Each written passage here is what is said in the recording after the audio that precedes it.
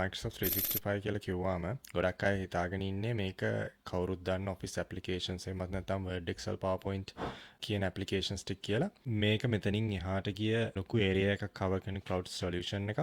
Microsoft 365 ගොඩක් companies වල use කරනවා මේ දවස්වල මේක all in one cloud solution එකක්. මේක ප්‍රධාන වශයෙන් කොටස් පහකට වෙන් කරන්න පුළුවන්. Office applications මේකේ Word, Excel, PowerPoint, Outlook include වෙනවා. ඊට අමතරව තව applications ගොඩාක් තියෙනවා. Power BI, project වගේ දේවලුත්. ඒ වගේම cloud storage කියන category එකේ OneDrive for personal use. ඒ වගේම SharePoint කියලා tool එකක් තියෙනවා. මේකත් OneDrive වගේමයි. නමුත් මේ ගොඩක් වෙලාවට company එක business එකකට වගේ තමයි ගොඩක්ම suit වෙන්නේ.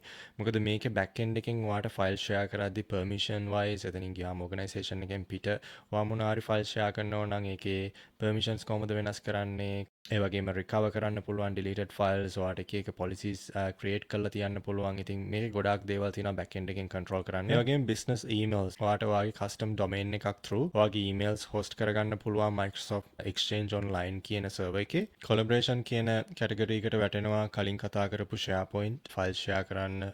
ඒ වගේම Microsoft Teams use කරන්න පුළුවන් ඔයාට communicate කරන්න. වැදගත්ම දේ තමයි මේකේ IT security and IT management කියන කැටගරි එකේ අපිට කියන්න පුළුවන් Intune ගොඩක් අය අහලා ඇති. මේකේ ඔයාට ඔයාගේ තියෙන devices manage කරන්න පුළුවන්.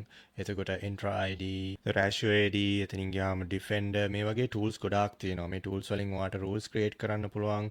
ඔයාගේ security levels වෙනස් කරන්න පුළුවන්. users ලට individual policies create කරන්න පුළුවන්. security groups create කරන්න පුළුවන්. ගොඩාක් දේවල් මේකේ back end එකකින් කරන්න පුළුවන්.